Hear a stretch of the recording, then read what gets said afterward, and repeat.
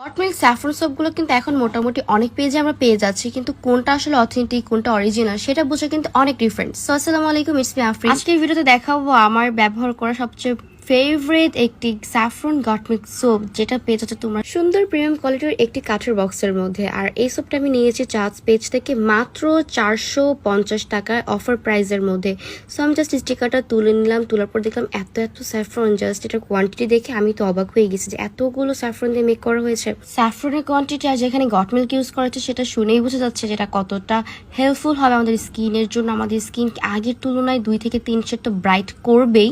So আমি ব্যবহার করার আগে প্রথমে এমন 4টা টুকরো করে নিয়েছি, আমার ব্যবহার করতে ইজি হয়। আর বাকি 3 টুকরা আমি বক্সে রেখে দিয়েছি, জাস্ট 1 টুকরা আমি ব্যবহার করছি। আর এই 1 টুকরায় কিন্তু আপনি 15 দিনের বেশি 1 মাসের মতন ব্যবহার করতে পারবেন। সাবানটার গুণাগুণ যতটা ভালো ঠিক ততটাই কিন্তু স্মেল অ্যান্ড কালারটাও অনেক সুন্দর।